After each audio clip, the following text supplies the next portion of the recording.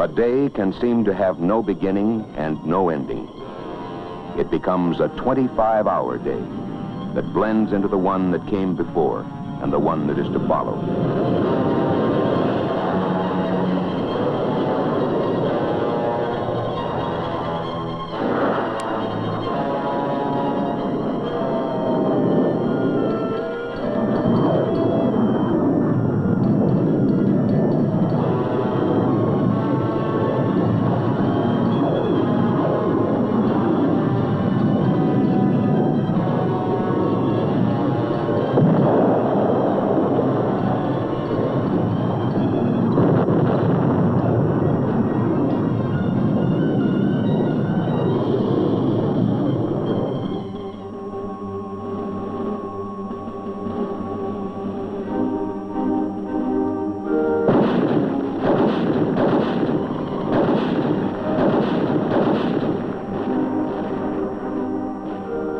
It is not necessary to be a military man to understand how long a day can be.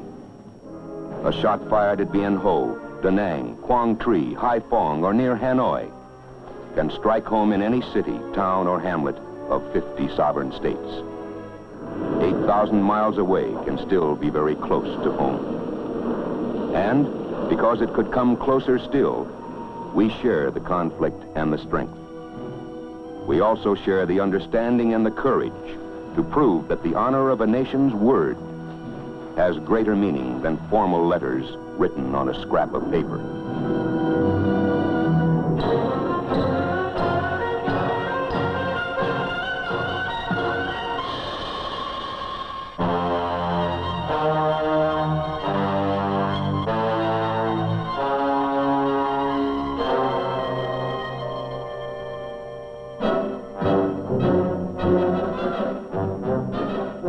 A man with a weapon is, if he is a reasonable man, a man with a purpose.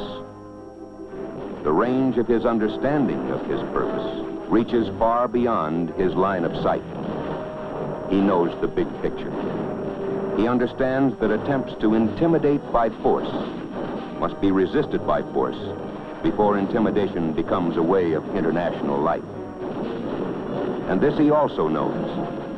He and the thousands like him, fighting and sweating on the ground, are the spearheads of our Department of Defense total effort, an effort concentrated to help the men on the ground to achieve their purpose and their mission. Above field and jungle, close air support.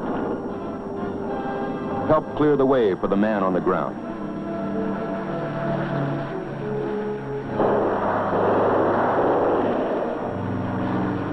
Reinforcing. Return to care and safety those who have taken as well as given. Support those men during the long hours of daylight and the longer hours of darkness.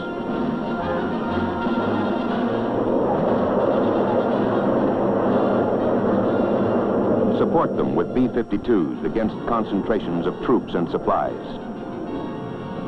Give the enemy no chance to rest.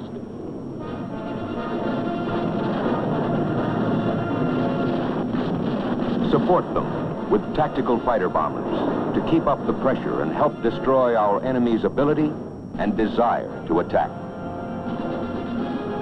Support them with hundreds of thousands of tons by airlift. The supplies come through, but there are other lines of supplies that flow the other way along the Ho Chi Minh Trail. It winds down from the north through mountain passes and under the cover of green-top jungles. For North Vietnam, it is the lifeline for their aggression. Along the flank of southern Asia, the coastline of North and South Vietnam takes the form of an elongated S. A demilitarized zone between the two countries along the 17th parallel at the sea was established by solemn treaty. To the north is China. To the west are Laos, Cambodia, Thailand, Burma, India, and Pakistan. Moving down from the north, men, oil, machines, the tools of war, are fed along the Ho Chi Minh Trail to bolster the aggression in the south. They move by night over the narrow roads, through mountain passes, and along trails hidden by the jungle foliage. Trucks and pack-laden coolies by the tens of thousands. Usually, by day, they remain hidden in the jungle, to venture out again at nightfall, to carry their lethal burdens along their narrow lifeline of aggression. That lifeline must be severed. When it is repaired, as it always is, it must be severed again.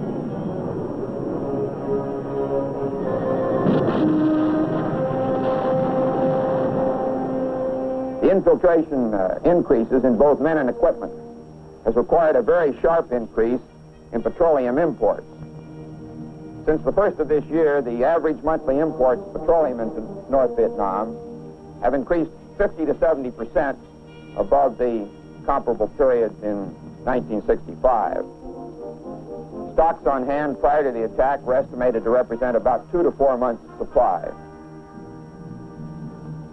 The increased importance of petroleum to the enemy's military effort is further attested by his action to improve the routes of infiltration.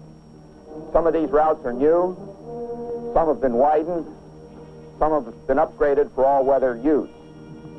Bypasses have been built, and bamboo canopies or trellises have been built over the jungle roads in many places in order to inhibit observation of them from the air.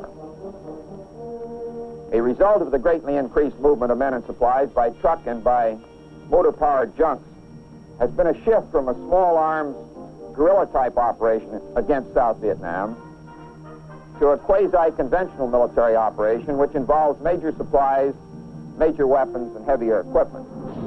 Every gallon of fuel, every gun, bullet, even every ration of rice destroyed north of the 17th parallel may mean the life of a man on the ground south of the 17th. The military call it interdiction. That is the mission of those who fly to the north. Support the men on the ground by strangling the supply routes.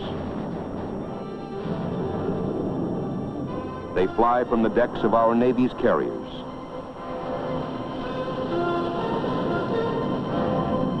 They fly from the surface of the land, the supersonic weapons of our Air Force's tactical fighters.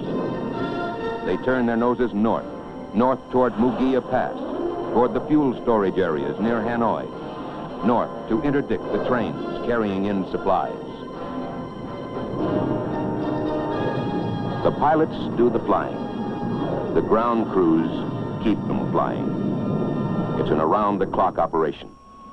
Fly the mission, maintain the aircraft, repair the battle damage so that the next mission can be flown. No one counts the hours in a day. They keep close track of the months and weeks that they have left to sweat out to complete their 12-month tour of duty. But they don't count the hours in a day. All activity is monitored in aircraft vehicle control. Each operation is on a fixed time schedule. Often planes have to fly on paper before they can fly on missions. Nobody's job is easy, but then nobody ever said it would be. Every so often fellows will ask, why me? Why should I be here? One way or another, they have to find the answer for themselves. Usually they do find the answer. Then they have another question. What more can we do? The answer to that one is simple. Work your guts out for the men who fly the planes. A pilot's tour of duty is 100 missions. 100 missions to be flown. 100 targets still unknown. But it's my belief that my Thunder Chief strikes a telling blow to help G.I. Joe. Till 100 missions I myself have flown.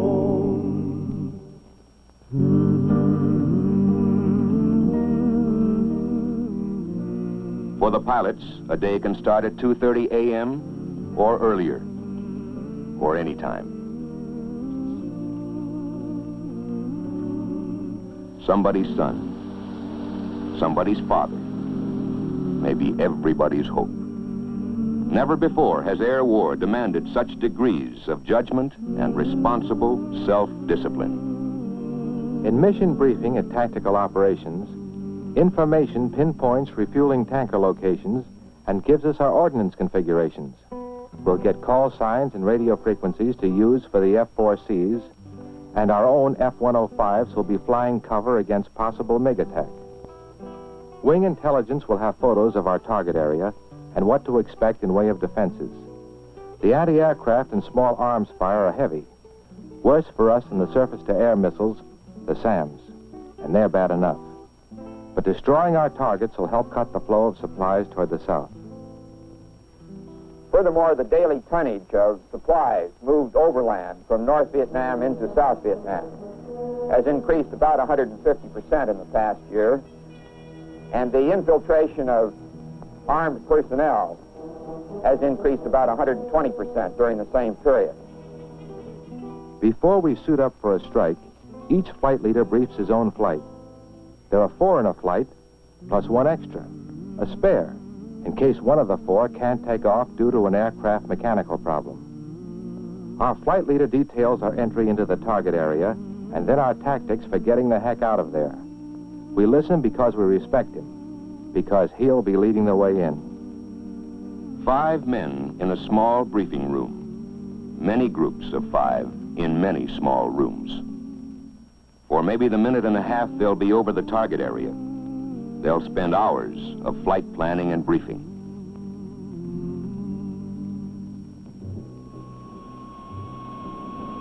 Pilots have always been fighting men. But to courage and daring, today you have to add the great technical skill and self-discipline demanded by their sophisticated weapons.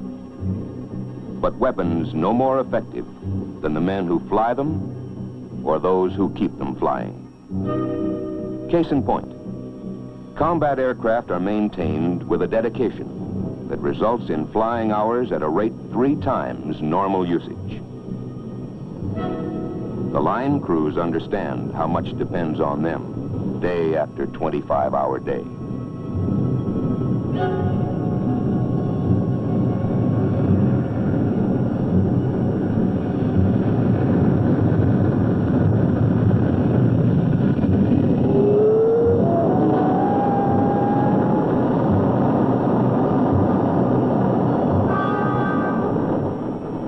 Normally, the spare is a very decent fellow.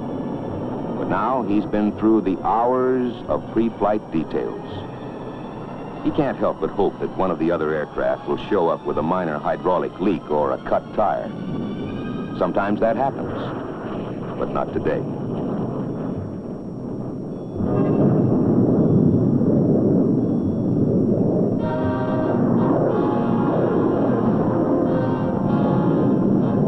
Supersonic blasts of power in the open ocean of the air, ready to play their part in the overall coordinated effort.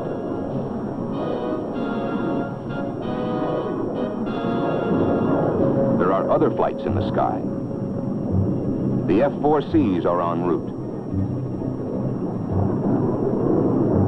At the same moment in time, the big choppers, affectionately known as the Jolly Greens, are on their way with A-1Es for their protective escort. Their object is to stay as close as possible to the target area, so that if a pilot in one of the attack planes has to hit the parachute, then they can move in to pick him up. If there's enemy ground fire, those A-1Es dive in to keep the enemy's heads down.